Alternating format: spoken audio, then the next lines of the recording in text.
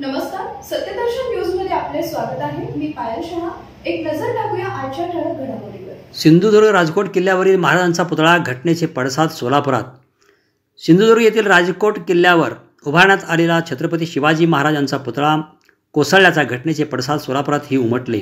बुधवारी जिल्हा परिषदेच्या पूनम गेट समोर काँग्रेस, शरदचंद्र पवार, राष्ट्रवादी काँग्रेस आणि उद्धव बाळासाहेब ठाकरे शिवसेनेच्या वतीने एकत्रित येऊन कार्यकर्त्यांनी निषेध आंदोलन केले। या घटनेने आक्रमक झालेल्या महाविकास आघाडीने मुख्यमंत्री एकनाथ शिंदे यांच्या राजीनाम्याची मागणी केली।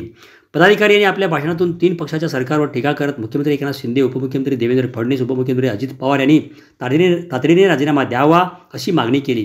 काँग्रेसच्या खासदार प्रणिती शिंदे यांनी या आंदोलनाला उपस्थिती लावली। यावेळी त्यांनी घटनेचा तीव्र शब्दात निषेध नोंदवला। पहा काय म्हणाल्या प्रणिती शिंदे। माध्यमातून शिवाजी महाराजांचा पुतळा ज्याची विटंबना झाली त्याचा आम्ही या ठिकाणी निषेध करत आहोत। खरं तर महाराष्ट्रासाठी ती अतिशय लाजिरवाणी गोष्ट होती।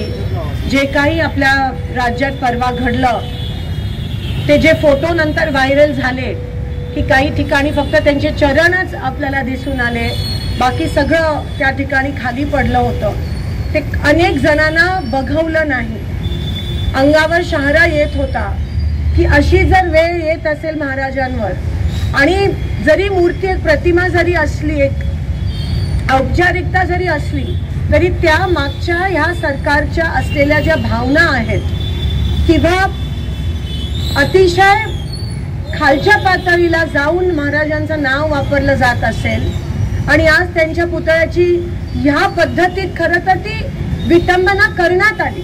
कारण का तुम्हाला माहिती होतं की तो पुतळा जो होता तो कमकुवत होता। तुम्हाला माहिती होतं की ज्या कॉन्ट्रॅक्टरला तुम्ही ते दिलेलं तो केवळ तुमच्या मुलाला खुश ठेवण्यासाठी तुम्ही त्या कॉन्ट्रॅक्टरला दिलेलं, पंतप्रधानांना खुश ठेवण्यासाठी तुम्ही त्या पुतळ्याला अनावरण त्यांच्या हस्ते केलं। जसं हे सरकार आहे तसा तो पुतळा होता, बाहेरून फक्त शोषा पण आतमधून अतिशय पोकळ असं हे सरकार आहे। या आंदोलनात काँग्रेसचे चेतन नरोटे, राष्ट्रवादी काँग्रेसचे सुधीर खरटमल, शिवसेनेचे विष्णू कारंपरी या 3 शहराध्यक्षासह त्यांचे विविध पदाधिकारी, माजी नगरसेवक, विविध सेलचे अध्यक्ष, कार्यकर्ते मोठ्या संख्येने सहभागी झाले होते। निकर्षमध्ये आलं की त्यांचे जे चिरंजीव श्रीकांत शिंदे यांचा तो निकटवर्ती आहे, जे वशिला देऊन या ठिकाणी ते काम दिलं होतं। त्याला कुठलाही अनुभव नव्हता।